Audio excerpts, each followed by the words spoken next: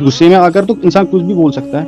تو نہ اس کا میرے پھر بھائی، اللہ غصے میں تعالیٰ آ نے کے مجھے بتائیے، غصے میں آ کے وہ بیوی کو گولی مار دے تو ہم یہ کہیں گے کہ ٹھیک کیا اس نے؟ نہیں، وہ تو نہیں، غصے میں یہ ہاں تو تو پھانسی چڑھے گا نا. جی جی، پڑھتے تھے ایسے سوال بندے کی شادی نہیں کرنی چاہیے نا جو ذہنی مریض ہے، اس کا کام ہی نہیں کہ اس کی شادی کی جائے. ایسی پھر ہم اس کو ایسا کیوں بولتے ہیں کہ آپ کی نیت کیا تھی، آپ کی ارادہ کیا تھا؟ تو یہ بجائے کہ ارادہ نیت کیا تھی، وہ تو ڈپریشن میں چلا جائے گا. جی جی جی، بتائیے. پہلے تو میں شکر اللہ کا کرنا چاہوں گا، آپ سے بات کرنے کا موقع ملا. لا حول ولا قوت الا باللہ. علی بھائی، میرے سوال دو تھے. پہلے سوال مجھے نکاح کے بارے میں کرنا تھا.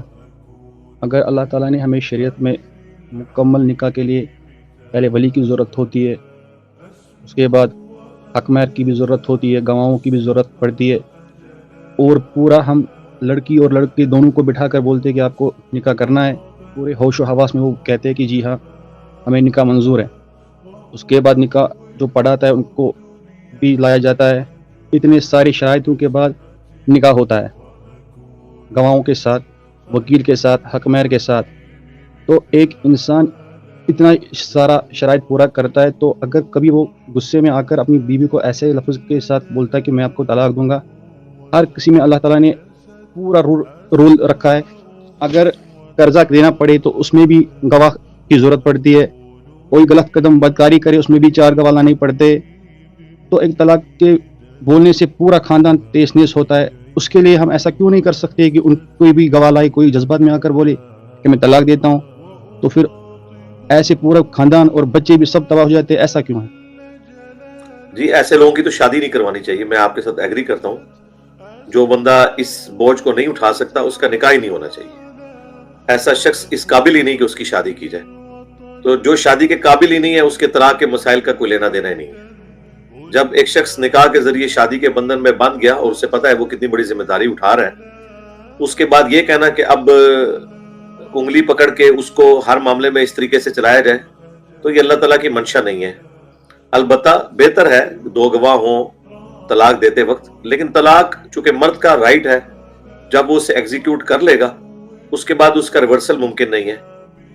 اس میں ہی مرد کی بھی یعنی ایک اللہ تعالیٰ نے چیک پوائنٹ رکھا ہے اس کے اوپر کہ اسے اگر اتھارٹی دی ہے تو اسے صبر بھی دیا کہ وہ چیزوں کو برداشت کرے. عورتوں کو اگر طلاق کا حق دیا جاتا تو عورت تو پہلے دن ہی اپنے مرد کو فارغ کر دیتی. اور دوسری طرف عورت کی عزت کی بھی حفاظت کی گئی ہے کہ مرد جب چاہے اسے طلاق دے دے اور پھر بعد میں کہے کہ میں غصے میں تھا، تو اس سے تو اس کی ڈگنیٹی بھی تو وائلیٹ ہو رہی ہے نا. تو آپ کی جو بات ہے اس کا سلوشن یہ ہے کہ ایسے شخص کا نکاح اور شادی ہونی نہیں چاہیے جو شادی کے بعد کے معاملات کو صحیح طریقے سے نہیں چلا سکتا. تو وہ سٹارٹ ہی نہیں لینا چاہیے جی اس کو. نیکسٹ کوشچن کریں. سورہ المجادلہ میں لکھا ہے، جیسے عربوں میں پہلے اسلام لانے سے پہلے وہ لفظ ظہر کا استعمال کرتے تھے کہ جیسے میری ماں مجھ پر حرام ہے ایسے ہی تم بھی حرام ہو گئی ہو. جی تو پھر جو اللہ تعالیٰ نے ان پر کفارہ عائد کیا، یا تو وہ غلام آزاد کرے، یا تو 60 روزے رکھے، یا 60 مسکینوں کو کھانا کھلائے. اگر طلاق کے علاوہ کوئی اور لفظ استعمال کرتے ہیں کہ تو میرے سے فارغ ہے، میں نہیں رکھنا چاہتا ہوں، پھر ہم اس کو ایسا کیوں بولتے ہیں کہ آپ کی نیت کیا تھی، آپ کی ارادہ کیا تھا؟ تو یہ بجائے کہ ارادہ نیت کیا تھی، وہ تو ڈپریشن میں چلا جائے گا. اگر ہم اس کو یہ کہیں گے تو پوری زندگی بھر وہ سوچتا رہے گا کہ میری نیت 3 کی تھی 2 کی. تو شیطان کا وسوسہ تو سب سے خطرناک ہے. انسان نماز جی جی، پڑھتے ایسے پڑھتا بندے کی شادی نہیں کرنی چاہیے نا جو ذہنی مریض ہے، اس کا کام ہی نہیں کہ اس کی شادی کی جائے. ایسی غصے میں آ کر تو انسان کچھ بھی بول سکتا ہے. تو نہ اس کا میرے پھر بھائی، اللہ غصے میں تعالیٰ آ نے کے مجھے بتائیے، غصے میں آ کے وہ بیوی کو گولی مار دے تو ہم یہ کہیں گے کہ ٹھیک کیا اس نے؟ نہیں، وہ تو نہیں، غصے میں یہ تو پھانسی چڑھے گا نا. وہ تو پھانسی چڑھے گا قرآن نا وہ اس کے. سورہ مجادلہ میں تو آیا ہے، اللہ نے ان کا کفارہ رکھا ہے، اس لیے تو جی کفارہ سورہ تو مجادلہ. جی آپ نے 5-6 سوال بیچ میں جوڑ دیے.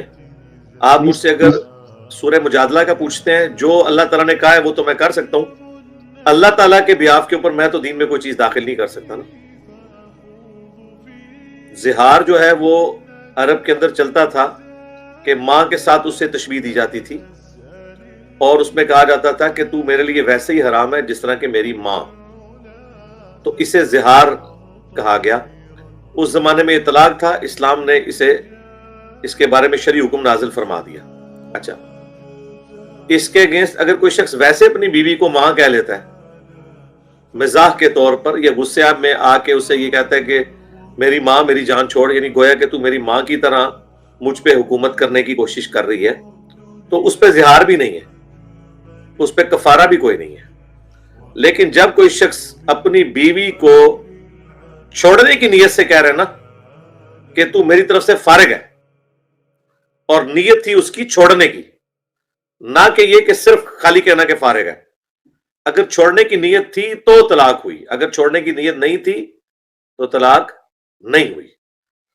تو بس وہ ایک لفظ کلمہ ہے، اس کے اوپر زہار والی پلنٹی بھی نہیں لگے گی۔ ٹھیک ہو گیا؟ جزاک اللہ۔ جی جزاک اللہ، 2 سوال ہو گئے آپ کے، ٹھیک ہے، فی امان اللہ۔